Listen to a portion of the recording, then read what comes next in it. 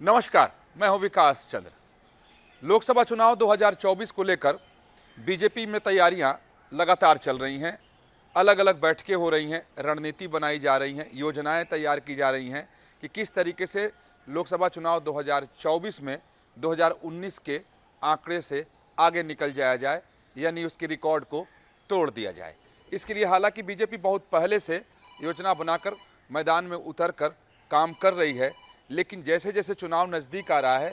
BJP की रणनीति और भी सघन होती चली जा रही है। इसी सिलसिले में अगर बात करें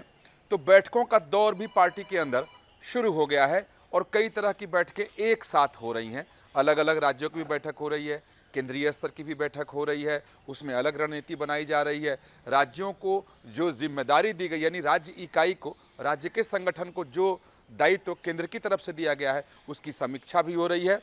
तो शनिवार को बीजेपी मुख्यालय में प्रभारियों की बैठक हुई, काफ़ी अहम बैठक हुई। इसमें राज्यों के प्रभारी, सह प्रभारी तो बुलाए ही गए थे, जो लोकसभा क्षेत्रों के प्रभारी हैं उन्हें भी विशेष तौर पर बुलाया गया था। और इस बैठक को पार्टी के राष्ट्रीय अध्यक्ष जेपी नड्डा ने लिया, यानी जेपी नड्डा की अध्यक्षता में ये प्रभारियों सह प्रभारियों की बैठक हुई और लगभग 3.5 घंटे से ज़्यादा वक्त तक ये बैठक चली। और इसमें मंथन किया गया कि 100 दिनों तक, यानी आगे का जो 100 दिन है, यानी जब लोकसभा, उम्मीद की जा रही है कि 100 दिन के दरमियान ही, यानी जब एक दिन खत्म होगा तब लोकसभा चुनाव की घोषणा हो जाएगी, पार्टी क्या कुछ करे, पार्टी की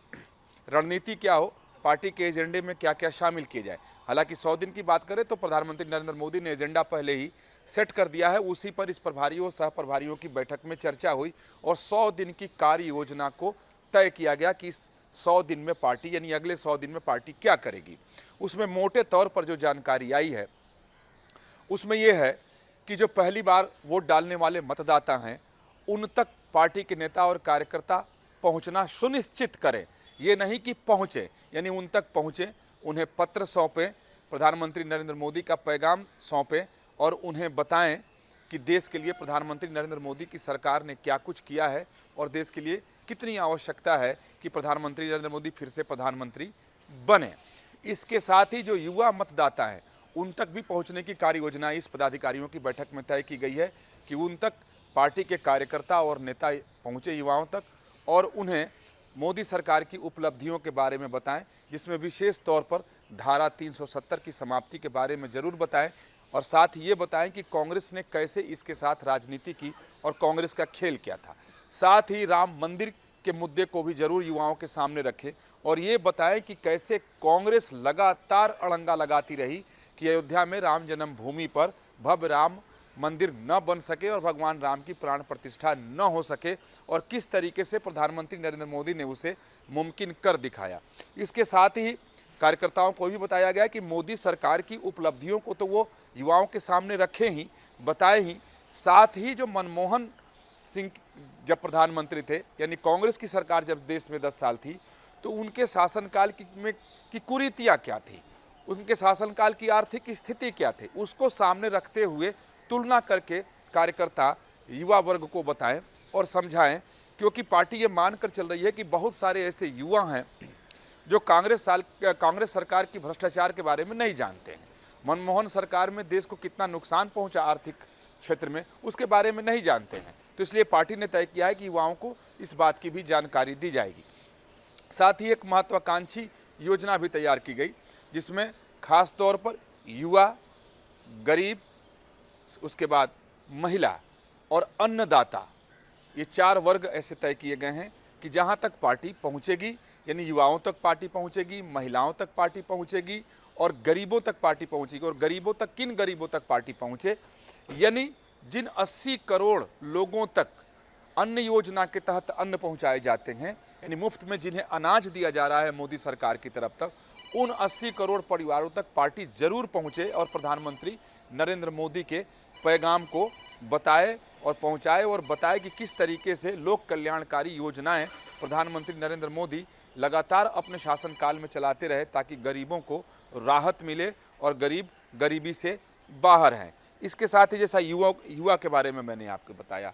उसके बाद अन्नदाता यानी किसान, यानी जो लोग भी किसानी में जुड़े हुए हैं उनके पास तक पहुंचने की भी योजनाएं तैयार की गई है और ये सब 100 दिनों के अंदर करना है कि सभी किसानों तक पहुँचें और उन्हें भी बताएं कि किस तरीके से किसान कल्याण मंत्रालय प्रधानमंत्री नरेंद्र मोदी ने बनाया, क्योंकि आज तक देश में कृषि मंत्रालय होता रहा जिसमें किसानों की बहुत चिंता नहीं की गई। किस तरीके से किसान सम्मान निधि के जरिए किसानों को सहयोग देने की कोशिश प्रधानमंत्री नरेंद्र मोदी ने की। तो इसके साथ साथ इस प्रभारियों की बैठक में जो लोकसभा क्षेत्र के प्रभारी आए थे उन लोगों से लोकसभा क्षेत्रों की जानकारी भी ली गई और ख़ास तौर पर उन लोकसभा सीटों की जानकारी ली गई या जानकारी बैठक में रखी गई प्रधानमंत्री और पार्टी के अध्यक्ष जेपी नड्डा के सामने कि जिन सीटों पर पार्टी लोकसभा चुनाव 2014 में, लोकसभा चुनाव 2019 में जीत नहीं सकी थी, हार गई थी, यानी पार्टी की स्थिति जहां कमज़ोर है, उन क्षेत्रों को लेकर के भी इस बैठक में चर्चा हुई। यही नहीं, शनिवार का पूरा दिन बैठकों का रहा। प्रभारियों की बैठक, सह प्रभारियों की बैठक के साथ साथ अलग अलग राज्यों के कोर ग्रुप की बैठकें भी अलग अलग जगहों पे होती रही। पार्टी मुख्यालय में ही अलग अलग फ्लोर पर, यानी पार्टी के दफ्तर में अगर सेकेंड फ्लोर पर तेलंगाना की बैठक हो रही है तो फर्स्ट फ्लोर पर किसी और राज्य की बैठक हो रही है। और सबसे महत्वपूर्ण उत्तर प्रदेश की बैठक रही जिसमें गृह मंत्री अमित शाह, उत्तर प्रदेश के मुख्यमंत्री योगी आदित्यनाथ, दोनों वहाँ के उप मुख्यमंत्री, साथ ही संगठन के लोग, क्योंकि उत्तर प्रदेश बीजेपी के लिए सबसे ज़्यादा महत्वपूर्ण है, क्योंकि बीजेपी चाहती है कि उत्तर प्रदेश में लोकसभा चुनाव में 2019 का रिकॉर्ड टूटे, क्योंकि ये सीधे तौर पे माना भी जाता है और ये है भी कि दिल्ली का रास्ता उत्तर प्रदेश से ही होकर आता है और उत्तर प्रदेश को आधा देश माना जाता है कि अगर वहाँ जिस पार्टी की धमाकेदार जीत होती है उसकी सरकार ही केंद्र में बनती है। और बीजेपी के पास अधिकतम सीटें उत्तर प्रदेश में, यानी अधिकतर सीटें हैं, तो बीजेपी ये नहीं चाहती है कि वहाँ किसी भी तरीके से डेंट लगे। तो उसको लेकर के भी अहम बैठक, हालांकि उस बैठक में बीजेपी के सभी बड़े नेता मौजूद थे। क्या कुछ निर्णय लिया गया ये तो बातें जो हैं वो बाद में निकल कर सामने आएंगी, लेकिन इसमें भी रणनीति बनाई गई कि उस रणनीति पर कैसे पार्टी चले, क्योंकि 100 दिन में ही अब सारे काम करने हैं। प्रत्याशी किस तरीके से उतारे जाएं, पॉलिटिकल और सोशल इंजीनियरिंग पार्टी की किस तरीके की हो उत्तर प्रदेश में, क्योंकि उत्तर प्रदेश में कई छोटे छोटे दल हैं जो जातीय आधारित हैं और उन लोगों के साथ किस तरीके से तालमेल बिठाया जाए। तो उत्तर प्रदेश में कैसे पॉलिटिकल इंजीनियरिंग को और सोशल इंजीनियरिंग को साधा जाए। इसके साथ ही दूसरे राज्यों में जैसे तेलंगाना की अगर बात कर लें, छत्तीसगढ़ की बात कर लें, उसकी भी बैठक हुई, उनके भी कोर ग्रुप की बैठक हुई। अन्य राज्यों की भी कोर ग्रुप की बैठक लगातार यहाँ पार्टी कार्यालय में चलती रहेगी, ताकि सब लोग अपनी अपनी रणनीति बनाकर मैदान में उतर जाएँ, ताकि जब चुनाव का वक्त आए तो कहीं कोई गलती की गुंजाइश न रहे और उस समय इस बात को लेकर अफसोस न हो कि चूक गए या गलती हो गई। यही वजह है कि प्रभारियों की बड़ी बैठक हुई और उस बैठक के साथ ही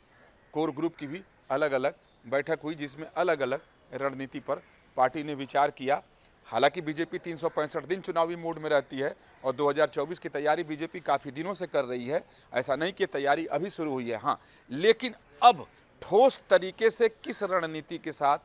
किन मुद्दों के साथ, किस तरीके से पार्टी के नेता और कार्यकर्ता उतरे और किन लोगों के पास जाएं, आज इस प्रभारियों और सह प्रभारियों की बैठक में चर्चा हुई और तय किया गया कि युवा, किसान, गरीब और महिला, जिसे प्रधानमंत्री मोदी जिस पर बहुत पहले बोल चुके हैं, इन लोगों तक पहुंचने की कार्य योजना आज तैयार की गई। वीडियो जर्नलिस्ट सुभाष चंद्र के साथ विकास चंद्र, न्यूज़ नेशन, दिल्ली।